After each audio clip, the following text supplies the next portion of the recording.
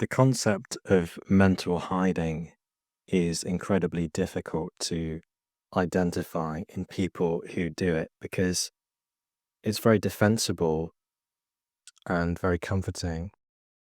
And it's the experience of using the imagination, using intelligence, learning about the world as a way to avoid direct engagement. So there are two ways of having an experience. You can have an experience directly, like if you're a soccer player, you can go out onto the pitch and practice or play a game. Or you can sit and you can watch other people playing, or you can read books about soccer, and you can have conversations about what soccer is. And it's pretty obvious that one of these is going to yield uh, a better result. Maybe 90% of the time, there's obviously a place for learning. But for so many people, as I always say, myself included, there's a kind of comfort in engaging with life through the intermediary of an information like a video or a book or something like this. So I might sit in my room for a whole afternoon reading about manifestation or reading about science or whatever. And I get the dopamine, the feeling of progressing somehow in my life, and then months or years later, I wonder why circumstances are the same when I feel like I've been putting in so much work.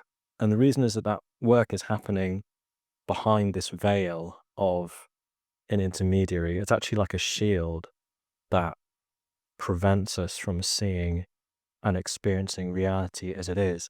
If you look at the work of John Boyd, he was a fighter pilot, and he came up with this concept of the OODA loop, which I talk about in other videos, where there's a critical point when you learn something or you acquire some insight, whereby that insight then is applied onto reality, and then the result of that application forms the next stage of the learning process. And so, without that component, that step, the the learning just ends up becoming self-referential and doesn't go anywhere beyond just mental masturbation.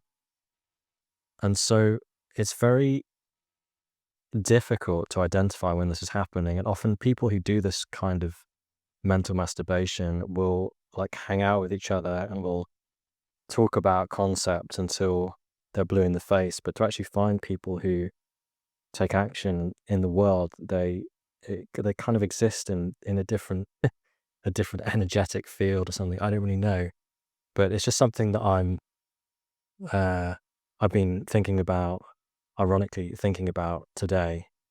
And you'll often see that the people who are the most successful in a given field often spend very little time actually thinking about the mechanics of how they're successful, or even really the mechanics of what they do, because so much of their energy and their action and activity is in this engagement, direct engagement with the thing itself, rather than through the intermediary of learning about the thing, if that makes sense. So hopefully that's helpful. Let me know in the comments what you think about this. Are you one of these people, or do you know somebody who is? Thanks for your time.